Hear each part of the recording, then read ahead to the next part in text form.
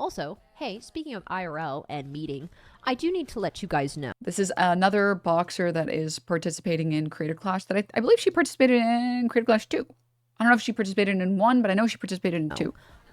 The official announcement has not been made. However, I believe Will Neff has announced it, and maybe possibly some other people. Creator Clash is being postponed and will not, I believe, none of this is set in stone. I don't know anything. I just box. I do know. They are being very transparent with us, but they are, I don't know what I want to say, because what if I say something and then they say something different? You know what I mean? But Creator Clash is being postponed.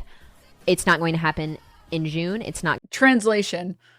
They've been transparent with us, and they've told us how they think they're going to proceed, that there's a couple of options that they're going to proceed with, that they're probably going to postpone it unless something significant changes. No, not even NDAs. I mean, from my very brief insider knowledge, I don't even think that there are any NDAs. I don't think that I think the entire reason that all of this shit has been blowing up the way that it has is because there are not enough NDAs. I don't even know if there are any NDAs with any of the fighters. It's, hey, having seen a little bit of the back end, the organizers talking to the boxer saying, we're probably going to push it back. We don't know when we're going to push it back. We're still thinking about it. We're still seeing what we're going to do.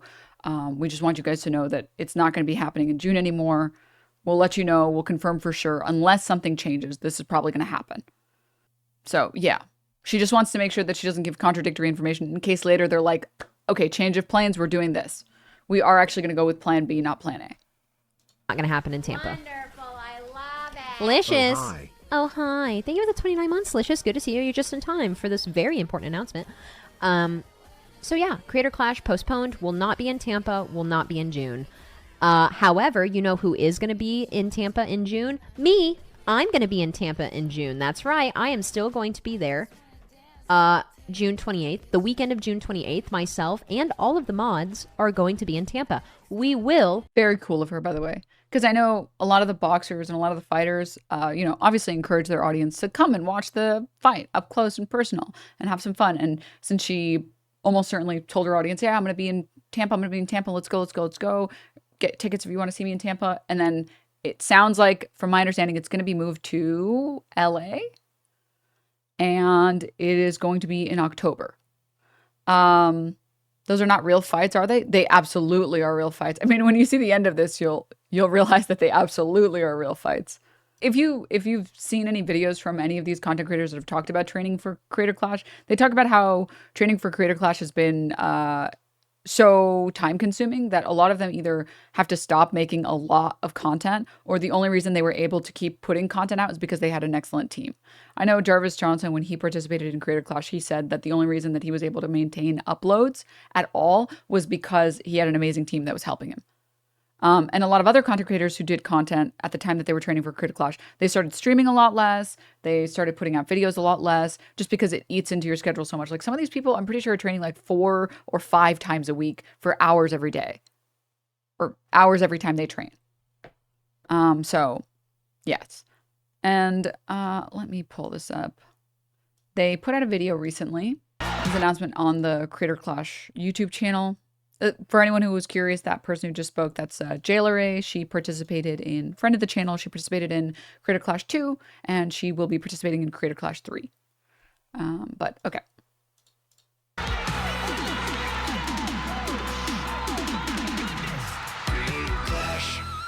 Nobody brought boxing gloves? You know her? Well, we are mutuals. Yes, actually, as a matter of fact. Yeah, actually. Hello everybody, my name is Ethan Nestor. I fought in Creator Clash 2 and I won, and I'm here with my pals to talk about Creator Clash 3. Yes, hi, I'm Alana. I also fought in Creator Clash 2 and won by a single point, still counts. And I'm Aaron. I fought and lost, and then fought and won in Creator Clash. It was like a Rocky 2 moment. Yeah. You lost in Rocky 1, but you won. Yeah, 2 was a big comeback for me, so I appreciate that. And I'm also the co-founder and co-owner of Real Good Touring, who has been the production partner for Creator Clash since the very beginning. There's a lot of things that we want to talk about, but first and foremost, we want to announce that Creator Clash 3 is moving dates and locations. October 25th, 2025 is the new date for Creator Clash, and now it is taking place at the Hollywood Palladium here in Los Angeles, California. Boxing, finally, something I could speak about with some authority. I think letting undertrained streamers duke it out for 3 rounds is a very bad idea, even with headgear and the larger 16-ounce boxing gloves. All my knowledge about boxing is from the people who put together Creator Clash and their understanding of boxing. My understanding was that one of the big problems with headgear is that it might prevent more face injuries, but it's more likely to give you a concussion, and it's more likely to cause brain damage because your head is like bobbling around in there. So in a lot of ways, the headgear is actually, with boxing, it's actually worse. I think when it comes to like MMA, headgear might be better. But that was just my understanding. The other thing is they're all being professionally trained. They're not just putting random content creators in there and they're being like, okay, go ahead, have fun. All of these boxers have trained for at least 8 months, and now they're going to train for another, how many months till October? June, July, August, September, October, another at least 4 to 5 months. So they've been training, they'll have been training for a full year, which at that point, I mean, I feel weird calling that undertrained, having spent a year training, dedicating like 20 hours a week to boxing practice. Trained by professional boxers, just no, they're trained by coaches.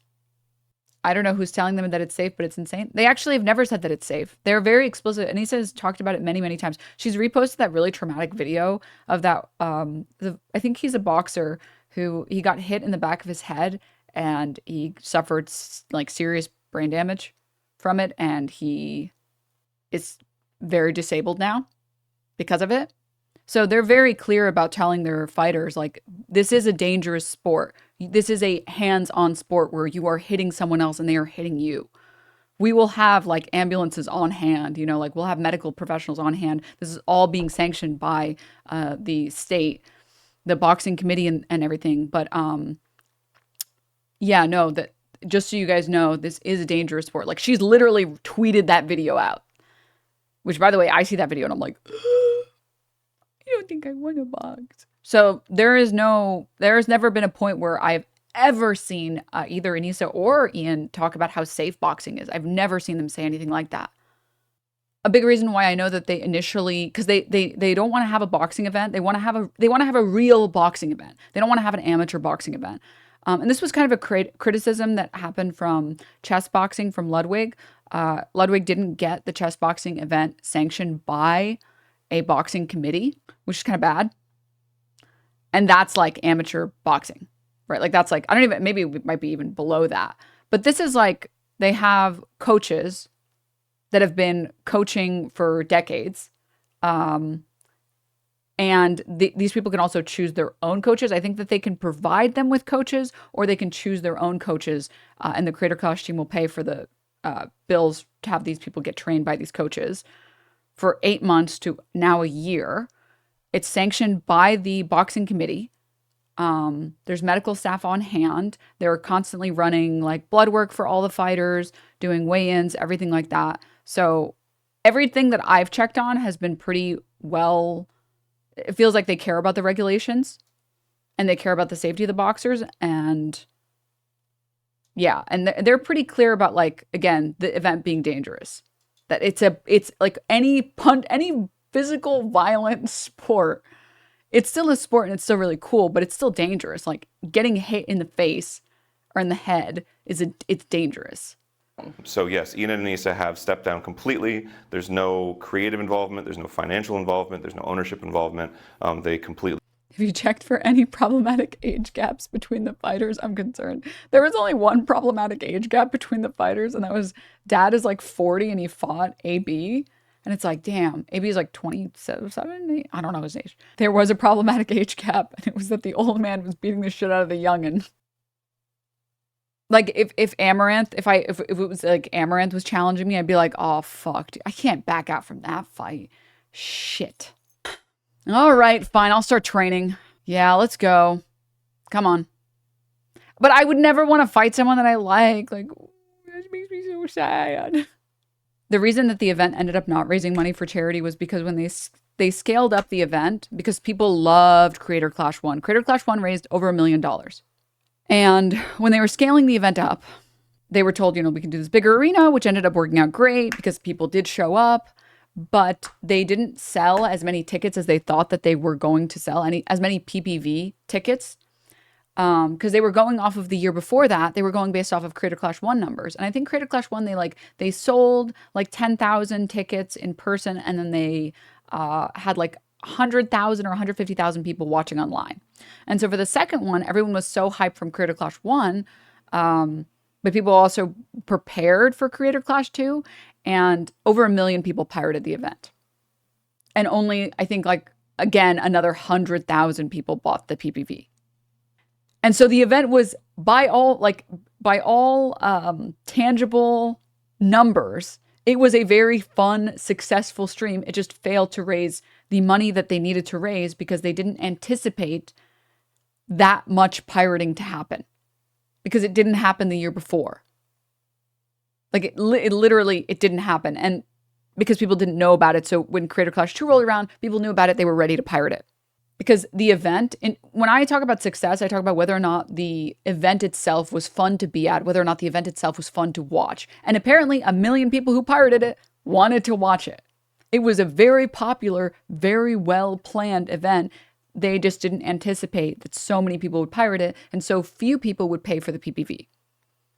The marketing for Creator Clash 2 was non-existent. No, it was there. I would say that it wasn't enough, but it was there. Candid with you about this, Aaron, about how disappointed I was and how burnt I felt by it. And I was talking to a separate fighter who's not in the room about this just yesterday. It was you work so hard. I had a family member who was in the hospital with cancer at the time, and the thing that kept me going, that stopped me from quitting and just going to be with them, was this is for charity. You're raising money for charity. You're raising money for a good cause. You got to keep going. And it was so hard. And then when I found out that we didn't, I think I cried. I was so disappointed. Hi, Denims. You suck. Guys, warm glass of battery acid doesn't like me. How will I ever recover? Is it over for me?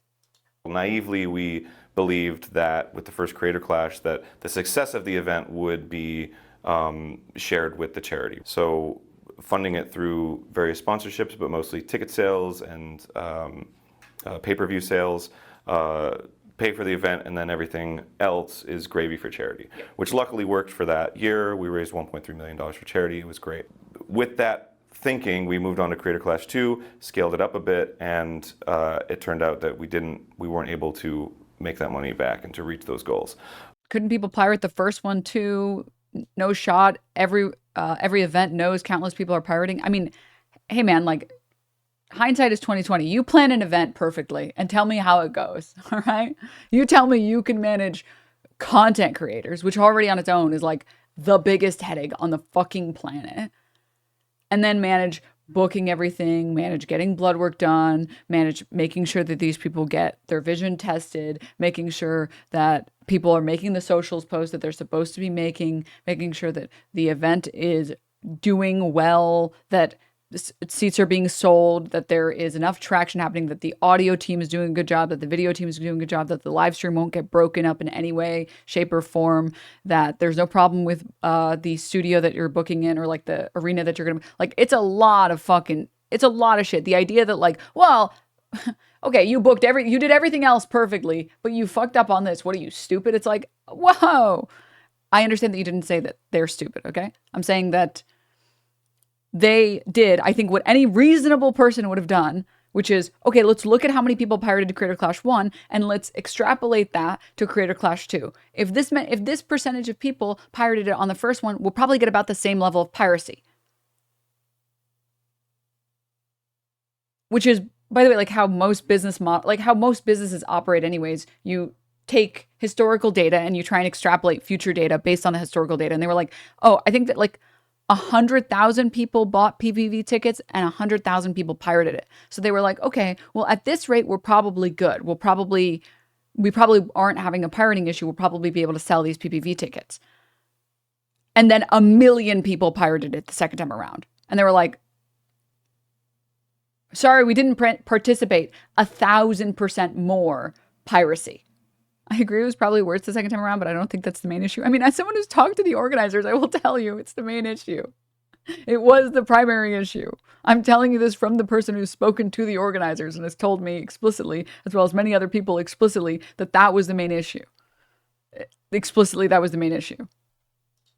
There are smaller parts that contributed to it. So, for example, the website that they had wasn't very organized, and people didn't know when the date was. People didn't know where they could watch it. They didn't even know that it was a charity event. That Creator Clash 1 and 2, other than paying for the costs of running the event, everything else went to charity.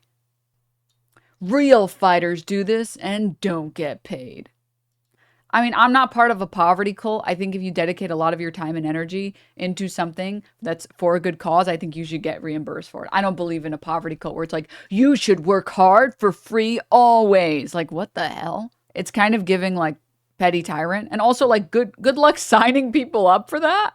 Good luck finding creators that are willing to dedicate like 30 hours a week for a year to get beat up with no return, with like nothing.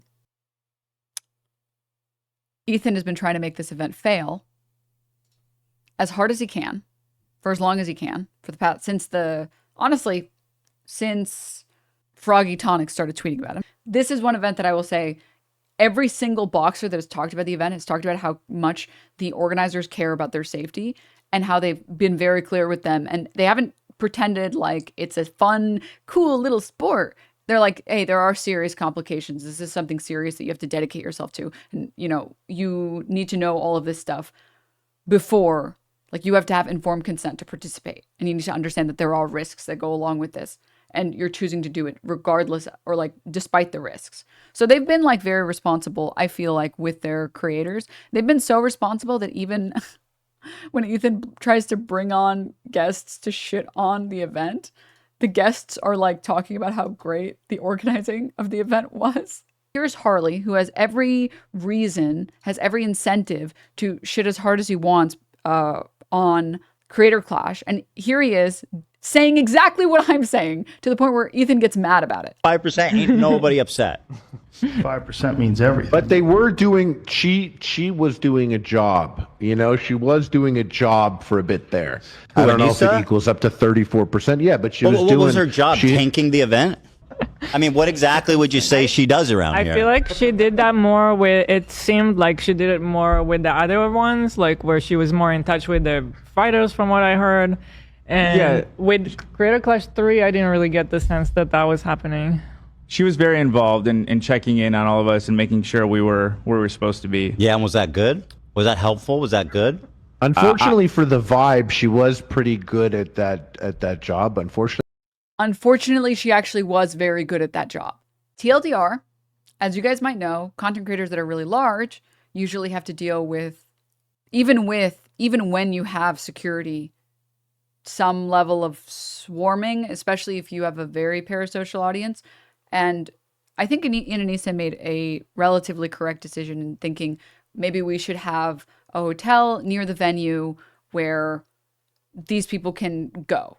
Personally, I think that the only problem with what they did was they should have incentivized every single person who was there to either donate some amount of money to the charity or to the for-profit side or whatever. Or they should have booked these rooms out and then sold them, like almost like subletting the hotel to the people who want to stay there. Because I understand putting like content creators and friends of the content creators and family members of the content creators all in one place so that everyone's there in the same space. And if you need to get in contact with someone immediately, you can do that easily. That makes sense to me. So flying out Denims? Let me just say, someone sent me this fucking post.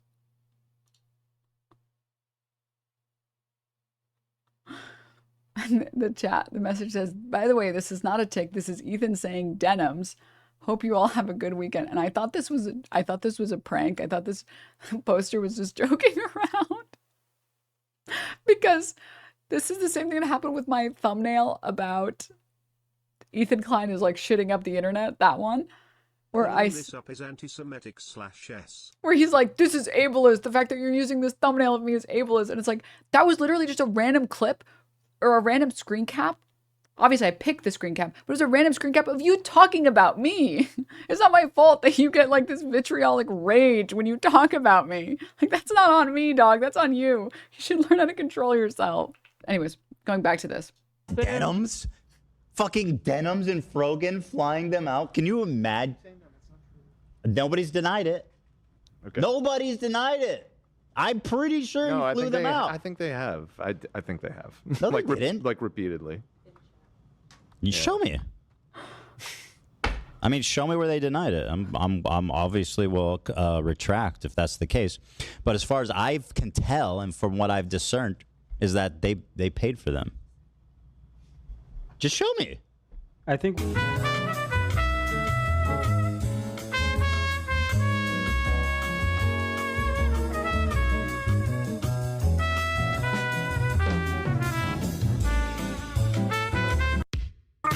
You like can't make this shit up, dude. This is like by far the stupidest thing I've heard. No, I did not have my flights paid for. No one I knew had their flights paid for. Unfortunately for the vibe, she was pretty good at that job. Unfortunately for the vibe that you want right now, she was What's good the at that. vibe? I'm like He she could tell you wasn't want to like- shit on her, but he's saying no. she was pretty good. Yeah, at that's what I'm managing the saying. event. That's what I'm saying. Like Definitely. she was good at that job in the sense that, like I was saying before, I'm not eager to work with YouTubers, and I found working with Anisa to be a pleasure. What about, because if I had a question, I'd hit her up, and she was always available. But that's true. That was more Creator Clash 1 and 2. What about? Like, they try and smear Anisa so hard on like she doesn't care at all. She doesn't do it. All she did was tank the event. It's like the event literally wouldn't exist without her. You know how like Nick's stream is what it is now, and what it used to be is because of Milena? Creator Clash, because of all the time that Ian spent boxing, because of all the time that he spent training for boxing, he couldn't do a lot of the event planning. He didn't have the time to do a lot of the event planning. He just like didn't. Like, I don't know what other words to use here. The reason that the event existed to begin with, this is an interesting chatter. Count made March 10, following since March 15. Definitely value tamed. 34% of charity. I mean, like I already explained this, it feels like there are sometimes on Twitch where I feel like I'm explaining things that everybody should know, and I feel like I shouldn't even be explaining it because it seems so obvious, like how a charity event is run. And like all of this stuff is on their website. Like, you can go and look at their, like, it's on their website. Like, I don't know. Like, you don't even have to come to me if you want to just, like, it's not that much text either. Unless you never read ever in your free time for fun, this is not that much text. What's happening with fundraising and charity? Fundraising efforts will continue and expand in the lead up to the event date. All funds raised so far are secure and unaffected. The Creator Clash 3 broadcast will once again be run as a charity stream with Stand Up to Cancer, remaining our exclusive beneficiary. Funds raised through the Creator Clash Tiltify campaign go directly to charity. All donations and designated fundraising proceeds go to SU2C. While Creator Clash is a traditionally promoted for-profit event, the financial success of the event does not impact the amount raised for charity. This structure, separating charitable fundraising from business operations, is new this year and was put in place after the setbacks and confusion that followed last year's event. It's part of our commitment to rebuild our trust and keep our charitable mission clear, transparent, and protected. A big problem with the year before is that because the event didn't raise any money, they didn't have any extra charity, and when you're mixing charity and fundraising, when you're mixing the charity funds and the operational cost funds, you're not profitable. What the fuck do you do? Like, now you have to dedicate all these resources that were supposed to go to charity towards just paying off the venue, paying off these things, because you didn't anticipate that 1,000% more people were going to start pirating it as opposed to the year before that, right? Any money that goes to the Tiltify account, this is just good business protocol to separate all for-profit money in one pool and all of the charity money in another pool. If you don't want any money to go towards the renting the arena, paying for the purse for the fighters, helping pay for the coaches, helping pay for the labor of all of the people who've worked on getting the live stream working, getting the audio working, all of the people who have had to, and by the way, Anisa and Ian aren't even making any money this year anymore. It was originally allocated, and now they're going to make nothing. Now it's just going to go to the fighters. all the previous events, they did not get any compensation for being available 24/7, for being on call 24/7 for anyone that needed them at any time. And this year, after Ethan himself gave advice for them to get paid for all of the labor that they're putting into this event, they decided to do it. And now, because they're not participating, they're not doing it anymore. They're not taking any profit anymore. So if you don't want any money to go towards the seating and like the running of the event, then I guess you don't have to pay for a PPV and you don't have to pay for tickets to go there.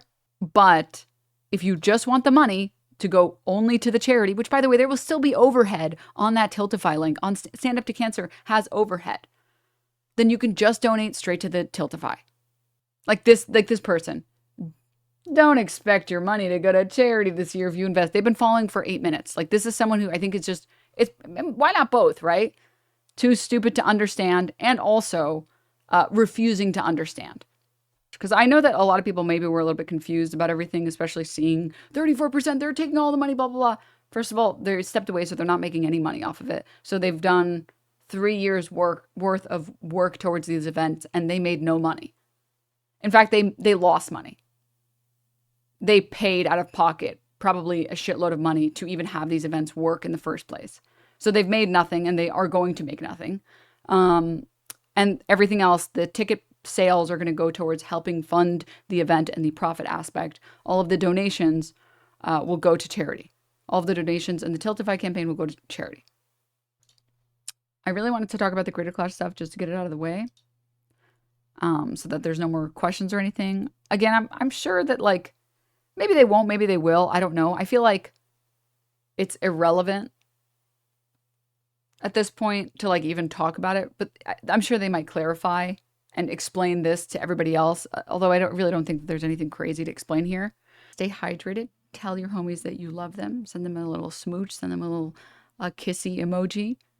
And I will see you guys in the next one. Bye. Ladies and gentlemen, we have a tremendous opportunity here. Denims on Twitch is the best, believe me. Top of the line. Nobody does it better than Denims. Nobody. And let me tell you, you're going to love it. It's fantastic. So do me a favor and hit that subscribe button. It's going to be huge, huge, I tell you. Subscribe to Denims on Twitch. Won't regret it, folks. Thank you very much appreciated.